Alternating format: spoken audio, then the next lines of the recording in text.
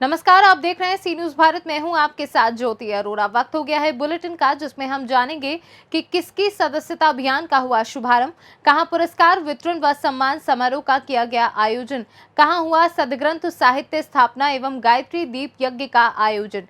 इन तमाम खबरों को जानेंगे विस्तार से, तो आइए नजर डालते हैं इस वक्त की बड़ी खबरों पे। चौपारण विधायक आवास चौपारण में बरही विधायक सह निवेदन समिति के सभापति उमाशंकर अकेला के द्वारा प्रेस कॉन्फ्रेंस आयोजित की गई। प्रेस कॉन्फ्रेंस में विधायक अकेला ने बजट सत्र के दौरान क्षेत्र के विभिन्न समस्याओं को उठाए गए प्रश्नों की जानकारी दी। सौहार्द बना रहे और हम लोग को रामनवमी के अवसर पर जुलूस शांति पर निकले। हम चाहेंगे, राज्य के माननीय मुख्यमंत्री जी से आग्रह करेंगे कि ये साल में एक बार त्यौहार आता है और कोविड लगता है कि समाप्त के ही बराबर है। इसमें आग्रह करूँगा माननीय मुख्यमंत्री जी से कि निश्चित तौर पर रामनवमी के त्यौहार को उन्होंने आदेश दे दें कि शांतिपूर्वक जुलूस निकालें और ये त्यौहार को सफल बना दें। मैं आग्रह आपके माध्यम से माननीय मुख्यमंत्री जी से आग्रह करूँगा। विधायक जी, 17 दिनों तक लगभग सदन चला, क्या कुछ सरकार के समक्ष आपने बात रखी है? मैं काफ़ी, मेरे पास मसाले हैं। 17 दिन में मैंने सबसे पहले तो मैं बताऊंगा कि सबसे पहले बड़े बड़े मुद्दे को मैं आपको बताऊँ। हमारे यहाँ जो चौपारण प्रखंड में अनुसूचित जाति के लोग, दैहर पंचायत है, झापा पंचायत है, उसके बाद में नागपुर पंचायत है, चौपारण पंचायत है, धर्मा पंचायत है, भगर पंचायत है, इस सभी इलाके में अनुसूचित जाति के लोग रहते हैं, जिसके पास अपनी कोई जमीन नहीं है, जिसके कारण उन लोग 100 वर्षों से लगातार, उससे पहले से भी जंगल में अपना घर बना करके जीवन यापन कर रहे हैं। लेकिन उनकी सरकार की सुविधाएं नहीं मिलती है। कारण है कि उनके पास कोई पर्चा नहीं है। तो मैं 2010 से लगातार, उस समय भी काफ़ी हम प्रयास किया और इस बार भी मैंने ध्यान आकर्षण के माध्यम से और क्रांतिक प्रश्न के माध्यम से, शून्यकाल के माध्यम से मैंने सवाल खड़ा किया है कि बड़ी चौपारण में अनुसूचित जाति के लोग जो जंगल में घर बना के रह रहे हैं, उनको सरकार चाहिए कि वन पट्टा, सरकार के द्वारा वन पट्टा दिलाने का काम करें। 5 एकड़ जमीन दे, एक ही कट्ठा दे, लेकिन वन पट्टा देने का मैं मांग पुरजोर से मैंने किया। और ध्यान आकर्षण के मामले से मैंने इसकी सूचना विधानसभा में चर्चा भी की। ये पहला मुद्दा मेरा इस क्षेत्र का है, ये हमने उठाया है। दूसरा बहुत बड़ा मुद्दा हमने बरही के लिए उठाया है और चौपारण के लिए उठाया है कि DVC 51-52 में तिलैया जलाशय का निर्माण हुआ है और उस समय एकत्रित बिहार था। अब बिहार सरकार ने DVC को जमीन दिया। 56 गाँव इफेक्टेड और प्रभावित लोग हुए थे। बिहार सरकार ने जमीन दिया, लेकिन जमीन तो दे दिया DVC को, और DVC जो स्थापित हुए हैं उसको उन्होंने DVC के द्वारा पर्चा भी दिया गया। चौपारण से सी न्यूज संवाददाता मुकेश कुमार सिंह की रिपोर्ट। विगत 2 दिन पहले चौरी चौरा क्षेत्र में हुए बवाल के बाद पुलिस ने वीडियो के आधार पर 56 लोगों के खिलाफ नामजद मुकदमा दर्ज किया, जिसमें आज 9 आरोपियों को गिरफ्तार कर लिया गया है। इस घटना का मुख्य अभियुक्त और उसके 2 अन्य साथियों के ऊपर 25,000 का इनाम पुलिस ने घोषित कर दिया है और सभी आरोपियों की गिरफ्तारी में लग गई है। गिरफ्तार आरोपियों के ऊपर गंभीर धाराओं में मुकदमा पंजीकृत किया गया है और इस उपद्रव के दौरान हुए नुकसान का आकलन कर अभियुक्तों से इसकी भरपाई भी पुलिस कराएगी। दिनांक 25 तारीख को थाना चौरी चौरा में एक मामले में उपद्रव किया गया था कुछ उपद्रवियों द्वारा, जिस पर कि पुलिस ने 6 मुकदमे दर्ज करवाए हैं उनके खिलाफ गंभीर धाराओं में, और उन्हीं की गिरफ्तारी आज की गई है। कुल 9 लोग हैं जो इन मुकदमों में गिरफ्तार हुए हैं और ये सभी उपद्रवी जो हैं वीडियो के आधार पर चिन्हित करके और आसपास के लोगों से पूछताछ करके इनको गिरफ्तार किया गया है और इन सभी को आज गिरफ्तार कर गंभीर धाराओं में जेल भेजा जा रहा है। जो शेष अभियुक्त रहे हैं उनकी भी लगातार तलाश जारी है और पुलिस टीम अलग अलग जगहों पर दबिश दे रही है। शीघ्र ही अन्य अभियुक्तों को भी गिरफ्तारी की जाएगी और जो अभियुक्त गिरफ्तार नहीं हो पाएंगे या जो फरार रहेंगे उनका वारंट निकलवा कर कुर्की की जाएगी। साथ ही जो भी इन्होंने संपत्ति का नुकसान किया है उसकी भरपाई इनके द्वारा नियमानुसार करवाई जाएगी और इसमें पुलिस कठोरतम कार्रवाई इन लोगों पर करेगी जिससे कि अन्य उपद्रवी दोबारा किसी प्रकार की कोई घटना न कारित करें। साथ ही यह भी देखा जाएगा कि इनके विरुद्ध कोई आपराधिक इतिहास हो, कहीं गांव में इन्होंने किसी को प्रताड़ित किया हो, पूर्व में कोई इस प्रकार की घटनाएं इनके द्वारा किसी सरकारी कर्मचारी के विरुद्ध की गई हों, तो उनके विरुद्ध और भी कठोरतम कार्यवाही पुलिस द्वारा की जाएगी। कितने लोगों के खिलाफ मुकदमा लिखा गया? कुल 56 नामजद अभियुक्त पुलिस ने अभी तक मुकदमा दर्ज करवाया है। इसके अलावा और भी लोग हैं जो पूछताछ में जिनका नाम सामने आया है, उनका नाम पुलिस ने मुकदमे में खोला है और उनकी गिरफ्तारी के लिए लगातार पुलिस टीम दबिश दे रही है। फिलहाल ये जो 9 लोग पकड़े गए हैं, ये सभी नामजद अभियुक्त हैं जिनका नाम मुकदमे में दर्ज है और ये इन्होंने उस दिन घटना में बढ़ चढ़कर हिस्सा लिया और उपद्रव किया और पुलिस पर जानलेवा हमला किया। जो राहगीर थे, जो व्यापारी थे वहाँ पर, उनके प्रतिष्ठानों को, वाहनों को नुकसान पहुँचाया था और इनके विरुद्ध हत्या का प्रयास, सरकारी कर्मचारी पर बल प्रयोग, सरकारी कार्य में बाधा उत्पन्न करना, सार्वजनिक संपत्ति का नुकसान करना, 7 CLA एक्ट और लूट इत्यादि में इनके खिलाफ मुकदमा दर्ज किया गया है। वहाँ पर कुछ राहगीर भी थे जिनके साथ में इन्होंने छीना झपटी की और उनके कागजात या पैसे वगैरह छीन लिए और उनके वाहनों को नुकसान पहुँचाया। इन सभी धाराओं में इनके खिलाफ चार्जशीट किया जाएगा और इन्हें आज पकड़कर जेल भेजा जा रहा है। साथ ही अलग अलग जगहों पर हमारी पुलिस टीमें लगातार प्रयासरत हैं अन्य अभियुक्तों की भी गिरफ्तारी के लिए। गोरखपुर से सीनू संवाददाता सतेंद्र की रिपोर्ट। बालूमाथ प्रखंड में राष्ट्रीय जनता दल का सदस्यता अभियान की शुरुआत रविवार को राजकीय बुनियादी विद्यालय के प्रांगण से की गई। जानकारी के अनुसार राष्ट्रीय जनता दल का सदस्यता अभियान की शुरुआत करते हुए जिलाध्यक्ष राम प्रवेश यादव ने कहा कि कार्यकर्ता ही पार्टी की रीढ़ होता है। राजद कार्यकर्ता गांव और टोलों में जाकर राष्ट्रीय जनता दल के लिए सदस्य बनाए, ज्यादा से ज्यादा सदस्य जोड़ने का लक्ष्य रखे ताकि पार्टी प्रखंड से लेकर जिला तक और मजबूत हो सके। झारखंड से सीनू संवाददाता मोहम्मद अरबाज की रिपोर्ट। प्रतिभा सामाजिक संस्था द्वारा मेधावी छात्रों को पुरस्कार वितरण व सम्मान समारोह का आयोजन रविवार को एडवांस पब्लिक स्कूल नेठी में किया गया। मुख्य अतिथि प्रवक्ता व राष्ट्रपति शिक्षक पुरस्कार से पुरस्कृत डॉक्टर ज्योतराम ने मां सरस्वती की प्रतिमा पर माल्यार्पण व दीप प्रज्वलन कर कार्यक्रम का शुभारंभ किया। उन्होंने अपने संबोधन में संस्था का आभार व्यक्त करते हुए कहा कि संस्था ज्ञान के क्षेत्र में तत्परता के समाज के साथ साथ राष्ट्र की नींव का निर्माण कर रही है। विद्यादान व ज्ञान दान के क्षेत्र में युवाओं द्वारा संस्था के माध्यम से प्रतियोगी परीक्षा करके पुरस्कृत करना उत्कृष्ट कार्य है। प्रतिभा सामाजिक संस्था द्वारा आज पुरस्कार वितरण और सम्मान समारोह का कार्यक्रम का आयोजन एडवांस पब्लिक स्कूल नेठी पचवा में हुआ था।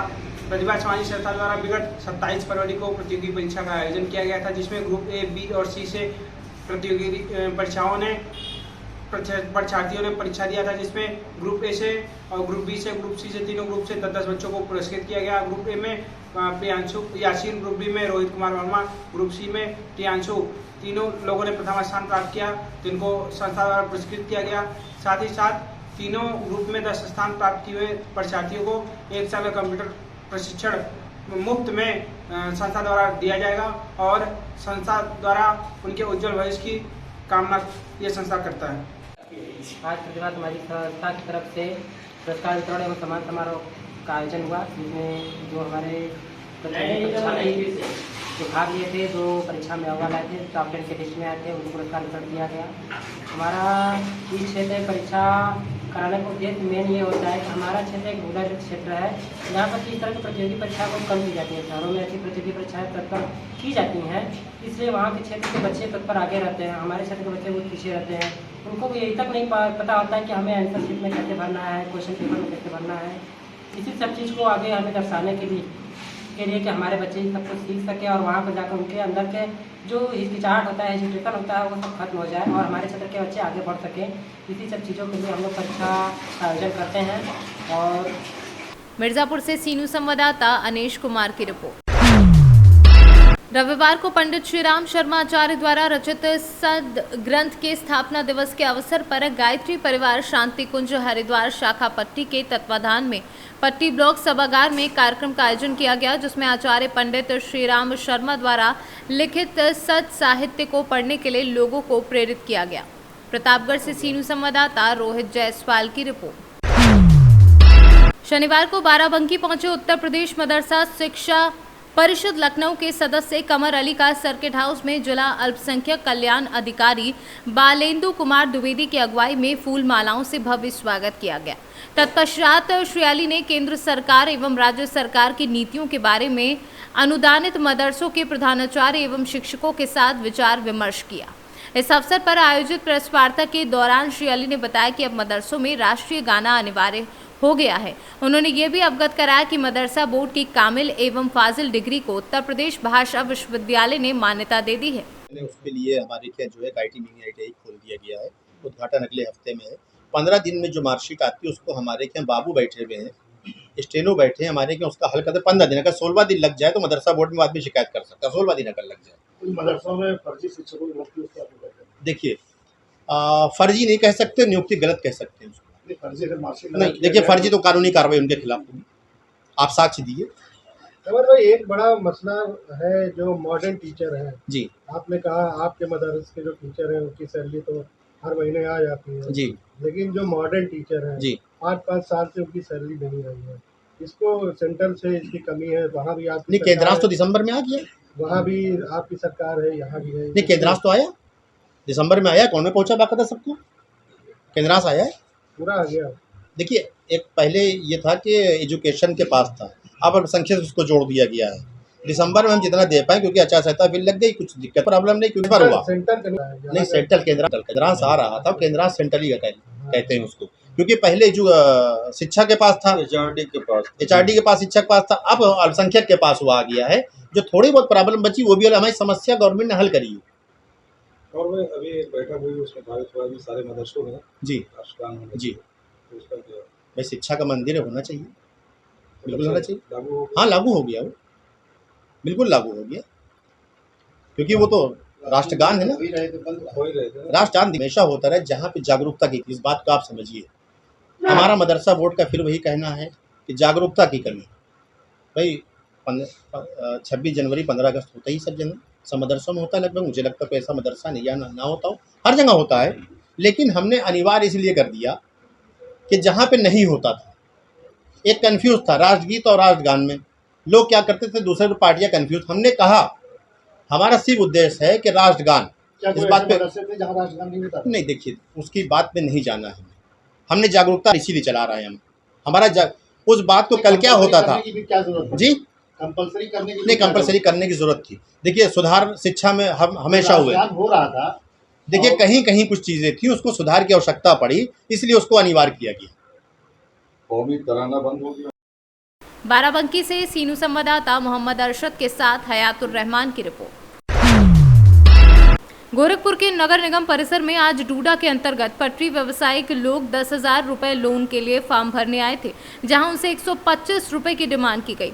वहां मौजूद पटरी व्यवसायिक लोग उग्र हो गए और उन्होंने पैसा देने से मना कर दिया और अपनी पीड़ा बताते हुए फॉर्म भरने आए लोगों ने कहा कि हम लोग सड़कों पर अपनी दुकान को लगाकर अपनी जीविका चलाते हैं। ऐसे में प्रवर्तन दल के अधिकारी और कर्मचारी हमारी दुकानों पर पहुंचे और कहा कि तुम लोग 10,000 रुपए लोन के तौर पर निकालो, तब तुम्हारी दुकानें सड़कों पर लगेंगी। ये सुनकर हम यहाँ फॉर्म भरने आए, लेकिन यहाँ भी हमसे 120 रुपए की डिमांड की गई, जिसका हम लोगों ने विरोध किया।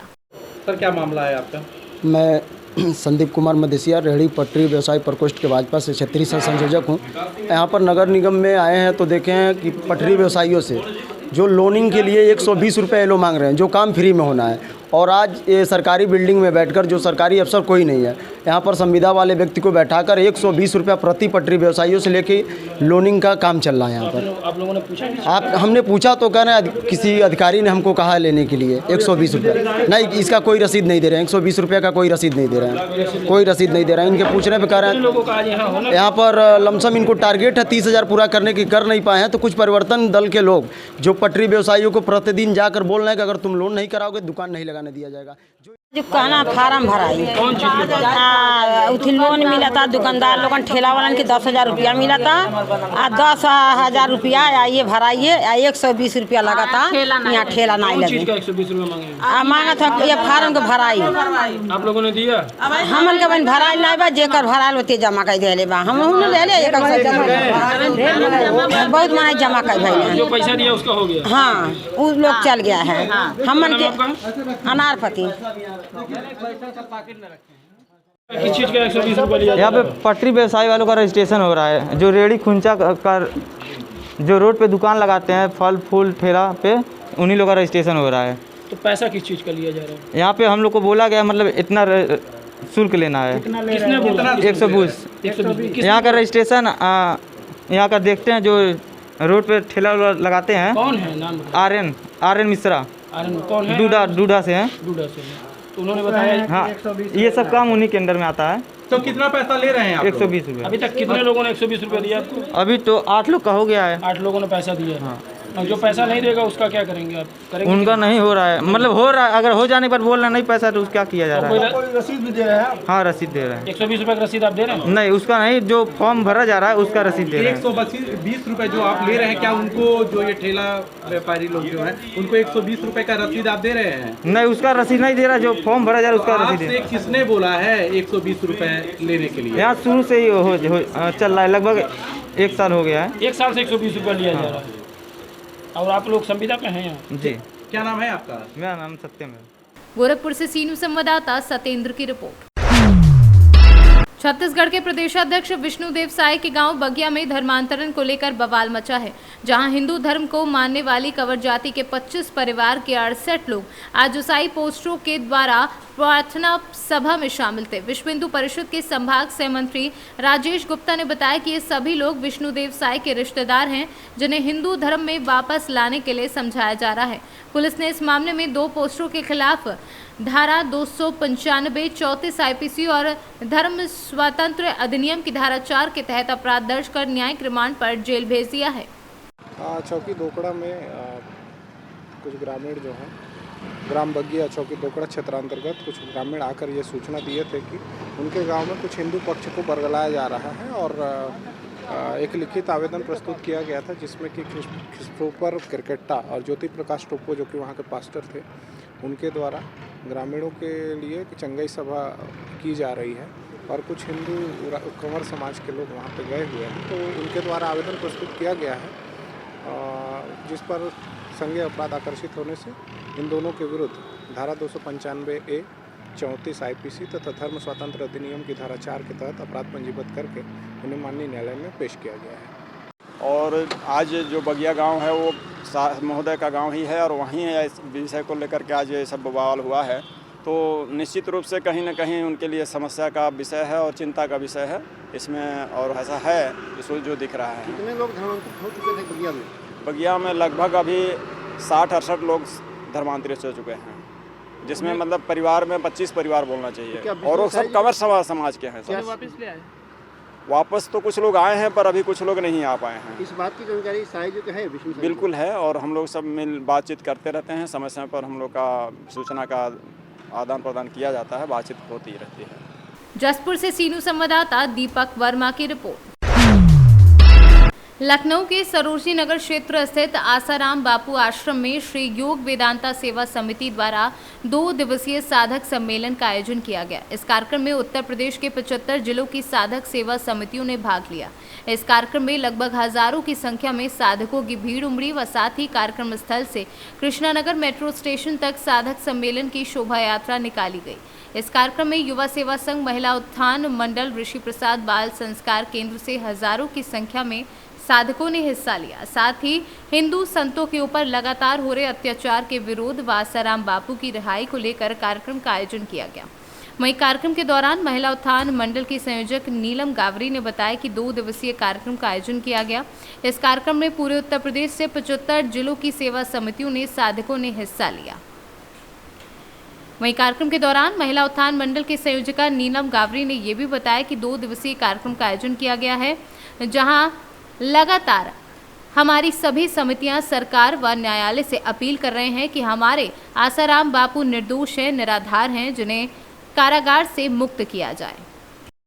क्या कार्यक्रम है यहाँ पर जो पूरे प्रदेश भर के लोग आ रहे हैं? आज पूरे उत्तर प्रदेश से हमारे यहाँ सम्मेलन हो रहा है लखनऊ में, और यहाँ पे कम से कम आज 75 जिलों से लोग आए हैं। और आज सम्मेलन ये है कि 9 साल से हमारे बापूजी जेल में हैं, निर्दोष होने के बावजूद कोई भी उनके खिलाफ सबूत भी नहीं है, बेगुनाह होते हुए भी आज 9 साल से जेल में है। तो जब इतनी सारी हम लोग जगह जगह यात्राएं निकली है, रैली भी हुई है और ज्ञापन भी दिए गए हैं, कोई सुन नहीं रहा है कि बापू को बाहर निकालें।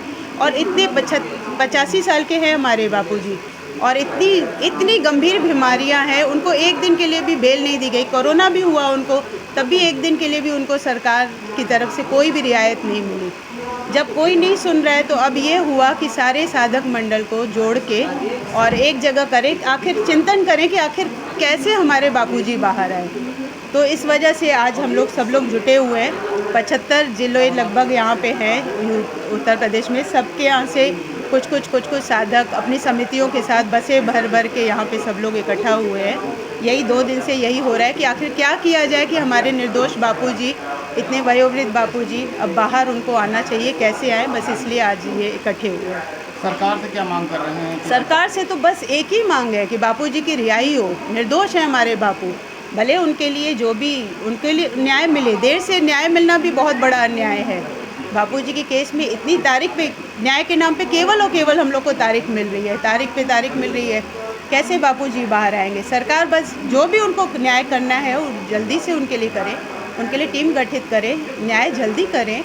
और जबकि उनके लिए कोई भी एक भी ऐसा सबूत नहीं है, आज तक नहीं मिला है कि जो उनको उनको गुनाह साबित करे। तो उनके लिए तो ध्यान देना चाहिए सरकार को। और एक अब हिंदू को तो जागना चाहिए, इतना ज़्यादा अन्याय हो रहा है। और इस वजह से हम लोग का यही रिक्वेस्ट है हम लोग की सरकार से, बार रिहाई की मांग कर रहे हैं हम लोग। बस अब सरकार सुन ले हम लोग की। लखनऊ से सीनू संवाददाता शमशाद अली की रिपोर्ट। आज सूरत जिले में आया पलसाना बारडोली रोड पर सूरत जिला भाजपा पार्टी के अध्यक्ष संदीप भाई देसाई के साईरंग पेट्रोल पंप का उद्घाटन समारोह का कार्यक्रम रखा गया था।